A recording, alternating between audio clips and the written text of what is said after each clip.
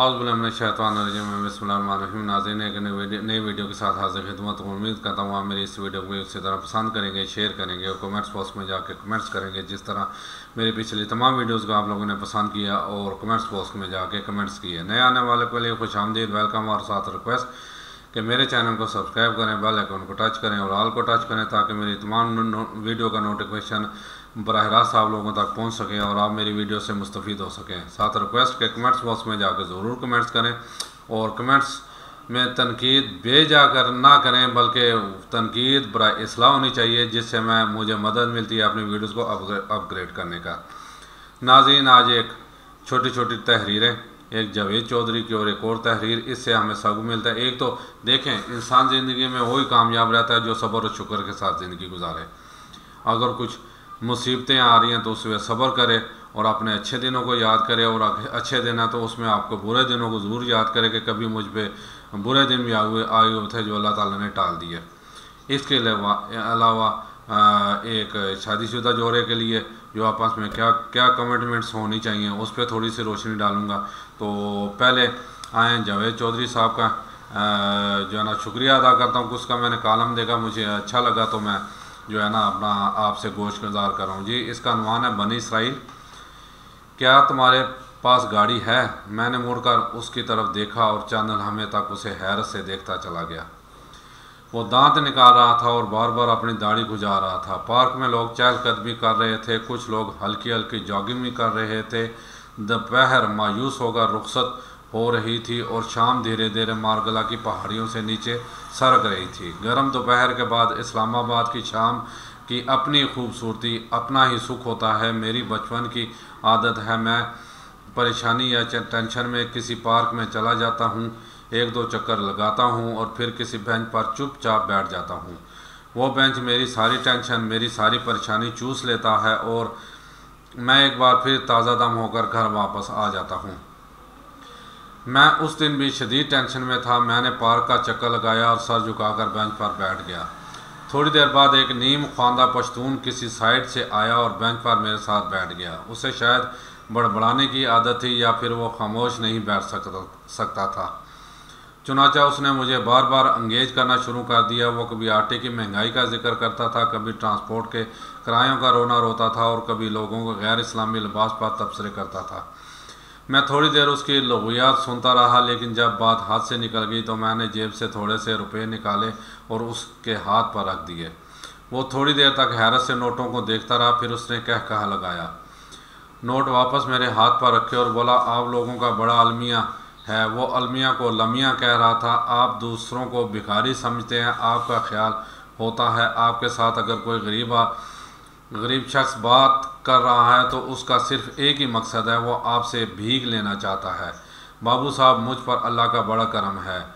चौकीदारी करता हूँ, रोटी मालक अज़्वजल दे देता है और ख़र्चे के पैसे मालक अज़्वजल के बंदे से मिल जाते हैं। मैं बस आपको परेशान देकर आपके पास बैठ गया।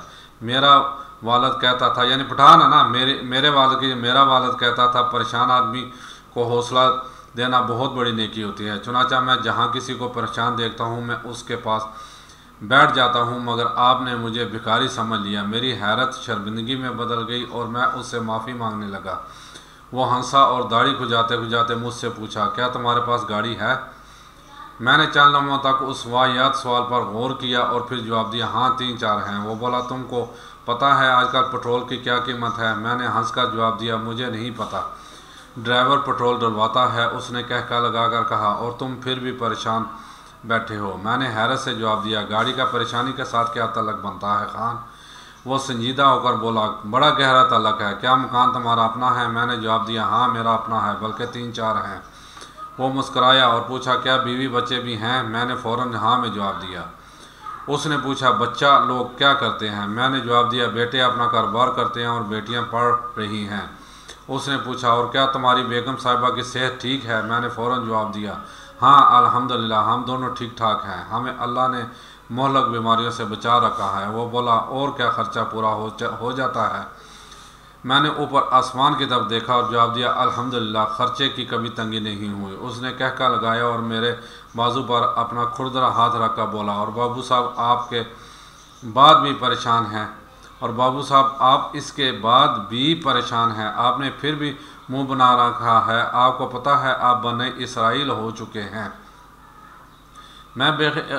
मैं बेख्तियार हंस पड़ा और पहली मरतबा उसकी गुफ्तगू में दिलचस्पी लेने लगा। मैंने उससे पूछा, मैं बनी इसराइल कैसे हो गया और बनी इसराइल क्या होता है? वह संजीदगी से बोला, आप अगर कुरान मजीद पढ़ें तो अल्लाह ताला बार बार बनी इसराइल से कहता है, मैंने तुम्हें ये भी दिया, वो भी दिया, मुल्क भी दिया, खेत भी दिए, दुश्मनों से भी बचाया, तुम्हारे लिए आसमान से खाना भी उतारा, बाग और मकान भी दिए, औरतें और बच्चे भी दिए, और ग़ुलाम और कनेज़ें भी दी, मगर तुम उसके बावजूद नाशुक्रे हो गए। तुमने उसके बावजूद मेरा एहसान नहीं माना। हमारे मौलवी साहब कहते हैं, सारी नेमतों के बाद भी जब कोई शख्स अल्लाह ताला का शुक्र अदा नहीं करता, वो उसके एहसान याद नहीं करता, तो वो बनी इसराइल हो जाता है और फिर अल्लाह ताला उसे बनी इसराइल की तरह जलील करता है। वो सब कुछ होते हुए भी सुकून और अमन से महरूम हो जाता है। और आप भी मुझे बनी इसराइल महसूस हो रहे हैं। आपके पास अल्लाह की दी हुई तमाम नेमतें मौजूद हैं, मगर आप उनके बावजूद बेंच पर उदास बैठे हैं। मुझे आप पर तरस आ रहा है। मुझे झटका सा लगा और मैं शर्मिंदगी और खौफ से उसकी तरफ देखने लगा। मैं अपने आप को पढ़ा लिखा और तजर्बाकार समझता था। बचपन से इस्लामी किताबें भी पढ़ रहा हूँ और आलमों की सोबत से भी लुत्फ़ अंदोज़ होता रहा हूँ, लेकिन आप यकीन करें बने इसराइल की ये थ्योरी मेरे लिए बिल्कुल नहीं थी। मैंने कुरान मजीद में जब भी बनी इसराइल के अल्फाज पढ़े, मुझे महसूस हुआ अल्लाह ताला नाशुक्रे और नाफरमान यहूदियों से मुखातब हैं। ये इन्हें अपने एहसानात याद करा रहा है। लेकिन क्या अल्लाह ताला की नज़र में हर एहसान फरामोश बनी इसराइल हो सकता है? और क्या कुदरत उसके साथ वही सलूक करती है जो उसने बनी इसराइल के साथ वादी सीना और इसराइल में किया था? ये बात मेरे लिए नहीं थी। मैं अपनी जगह से उठा, उस अनपढ़ पश्तून के हाथ को बोसा दिया और पार्क से चुपचाप बाहर आ गया। मैं सारा रास्ता अल्लाह की एक एक नेमत याद करता रहा, उसका शुक्र अदा करता रहा और अपनी आस्तीनों से अपने आंसू साफ करता रहा। मैं क्या था और मेरे रब ने मुझे क्या बना दिया? मगर मैं इसके बाद भी परेशान और मायूस रहता हूँ। मुझसे ज़्यादा बनी इसराइल कौन हो सकता है? मुझसे ज़्यादा उसके इंतकाम को कौन डिज़र्व करता है? मैं रोता जाता था और अल्लाह ताला से माफ़ी मांगता जाता था। उसने मुझे अपने इस शानदार तरीन वक्त में पैदा किया जिसमें दुनिया के तमाम नामुमकिनात मुमकिन हो चुके हैं। पूरी दुनिया का इल्म मोबाइल फ़ोन की स्क्रीन पर इकट्ठा हो चुका है।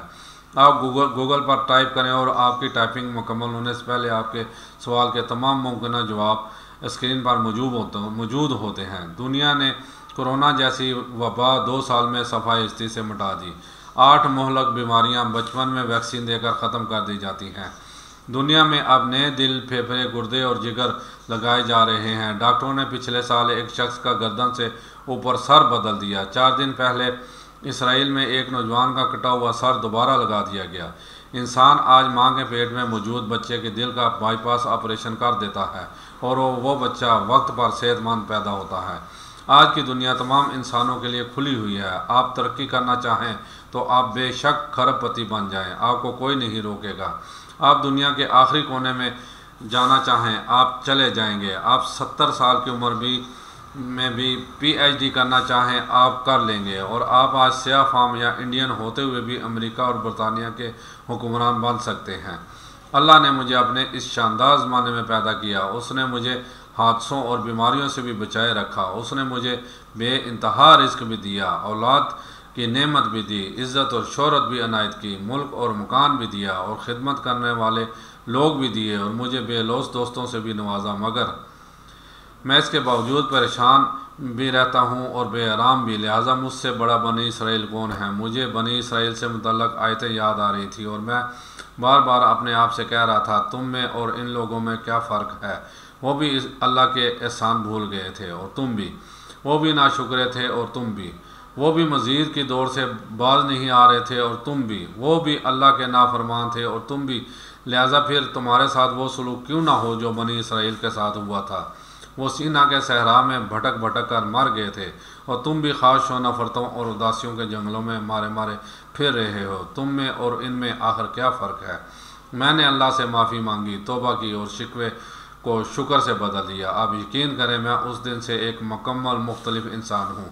उदासी और परेशानी सर से बादलों की तरह गायब हो चुकी है और सामने वसी नीला आसमान और ताहद नज़र फैला हुआ सब्ज़ा है और अल्लाह ताला के मौज़ों की ना ख़त्म होने वाली वादियाँ हैं। बेशक हम अल्लाह की कौन कौन सी नेमतों को जुटलाएँगे। जनाब ये है जी तहरीर जावेद चौधरी साहब के, और वाकई देखें सूरह रहमान ने अल्लाह ताला ने खुल के सारा कुछ बता दिया हुआ है। फिर भी अगर हम ना शुक्र हैं तो वाकई हम बनी इसराइल की तरह कर रहे हैं और फिर इसीलिए हम परेशान भी रह रहे हैं।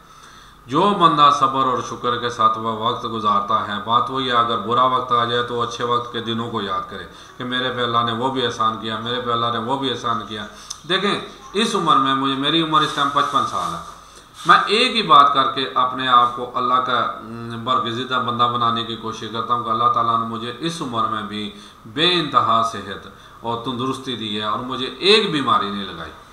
अच्छा खाना खाता हूँ, अच्छी नींद पूरी करता हूँ, अल्हम्दुलिल्लाह। कोशिश करता हूँ कि 5 नमाज़ें भी पूरी करूँ, अल्लाह के आके झुका रहूँ।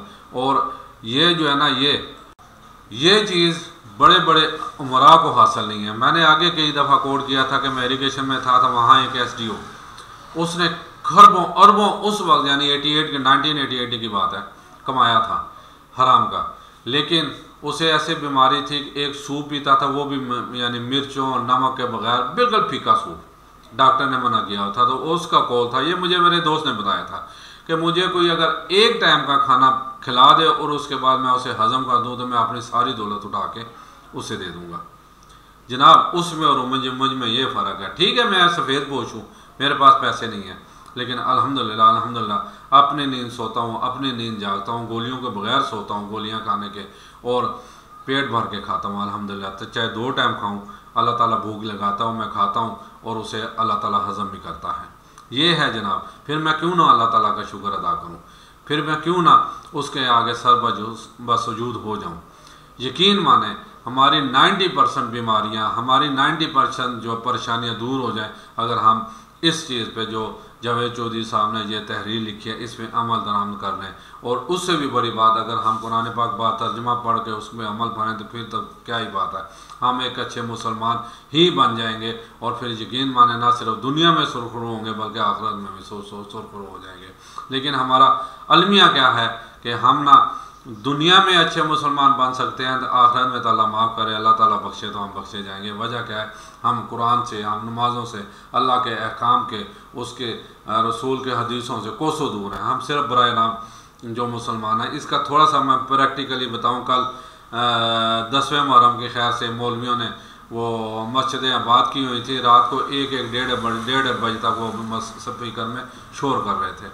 हालांकि कुरान पाक में जगह जगह फरमाया गया कि अगर किसी की जो अपना किसी की वजह से किसी दूसरे को तकलीफ़ होती है तो वो नहीं बख्शा जाएगा जब तक वो माफ़ नहीं करेगा। चाहे इससे बड़ा क्या होगा कि ऊंची कुरान पाक पढ़ने से इसलिए मना किया गया कि साथ वाला तंग ना हो, ऊंची आवाज़ में नमाज़ पढ़ने से मना किया गया कि साथ वाला तंग ना हो। तो स्पीकर तो 4 मोहल्लों में आवाज़ आती है, उसी मोहल्लों में कोई बीमार हो सकता है, शदीद बीमार हो सकता है जो उस स्पीकर की वजह से ना सो रहा हो। कोई बच्चा हो सकता है पढ़ रहा हो, जो जिसका सुबह पेपर हो, वो बच्चा पढ़ ना सकता होगा। और कुछ भी नहीं तो घरों में भी तो इबादत की जाती है ना, हो सकता है बंदा इबादत कर रहा हो या बंदी अल्लाह की इबादत कर रही हो और उस स्पीकर की वजह से जो है ना वो तंग हो रही हो, तो एक यकीन माने क़यामत के दिन इनको जो है ना गिरबान से पकड़ा जाएगा और फिर लोहे को गुर्ज इन्हें लाजमी पढ़ेंगे। आप इस्लाम को पढ़ें, इस्लाम को पढ़ें ताकि ये जो है ना इस्लाम हमें कहता क्या है। इसलिए जनाब मेरी रिक्वेस्ट है कि आप कम अज़ कम इतना कुरान पाक को ज़रूर बातर्जुमा पढ़ लें या किसी सही आलम की सोबत अख्तियार कर लें। अगर वो भी नहीं कर सकते, वो आपके लिए जो ज़रूरी चीज़ें हैं वो बता देगा। और आलम वो हो जो कुरान और हदीस के हवाले से बताए। अगर जो बाबों के पीछे पड़ता है उससे तो भाई मैं तो कोसों दूर हूँ, कोशिश करें आप भी कोसों दूर हो जाएं, क्योंकि उसमें चांस भटकने के हैं। लेकिन जो अल्लाह की किताब से आपको बताएगा वो कभी भी आपको नहीं भटकाएगा, ये मेरा दावा है। तो इसलिए बुज़ुर्गों की सोबत इख्तियार करें और कुरान पाक बातर्जुमा पढ़ें ताकि आप एक अच्छे इंसान बन सकें। इमाम ज़ैनुल आबिदीन का कौल जी यहाँ करके मैं इसको बात को वाइंड अप करता हूँ कि एक जमात जो तबलीग पे जाने लगी तो वो उनके पास आए कि आप एक तो हमारे लिए दुआ करें और हमें कुछ नसीहत करें। देखें इमाम ज़ैनुल आबिदीन ने क्या उन्हें कहा उन्होंने कहा जी पहले तो उन्हें दुआई कलमात दुआ दी, उसके बाद ही आप कोशिश करें कि ज़बान से एक लफ्ज़ अदा ना करें। अब तबलीग पे जा रहे हैं वो, उन्होंने कहा जी एक लफ्ज़ ज़बान से अदा ना करें ताकि आप प्रैक्टिकली एक मुसलमान के लिए क्या फ़र्ज़ है, एक मुसलमान पे क्या हुकूक को फ़राइज़ अदा करके उन्हें बताएं, वो खुद ब खुद इस्लाम की साफ में दाखिल हो जाएंगे। पुराना एक कोट है जी, कोट पेश कर रहा हूँ कि यहूदी इस रास्ते से जाते थे, अगर कोई पत्थर पड़ा होता तो वो कहते थे लगता है यहाँ से कोई मुसलमान नहीं गुजरा, वरना वो पत्थर उठा के ज़रूर साइड पर रख देगा। आजकल जहाँ पत्थरों का अंबार लगा हो तो वो ये कहते होंगे यहाँ से कोई मुसलमान गुजरा। कल की बात बताता हूँ जी, कल असर की नमाज में मस्जिद में पढ़ने गया तो इमाम साहब जो अपना वहाँ फ़र्ज़ नमाज के बाद लोगों से मुखातब हुए, उन्होंने कहा जी कल एक बंदा घर ही भूल गया था, तो खुदा के लिए जो कोई बच्चा या बड़ा उठा के ले गया बड़ा कर हम जो है ना वापस कर दें, हम ये मुसलमान हैं आजकल के, हमारी ये जो है ना अपना औकात है, फिर क्यों ना हम जो है ना हर तरफ से लेतर खाएँ। इसलिए खुदारा अपने बच्चों पर रहम करें, 5 वक्त की नमाज़ पढ़ें, कुरान पाक बाजमात पढ़ें और सही किसी आलम स्कॉलर का जो है ना सोबत अख्तियार करें। इजाज़त चाहता हूँ जी, अस्सलाम वालेकुम व रहमतुल्लाहि व बरकातुहू।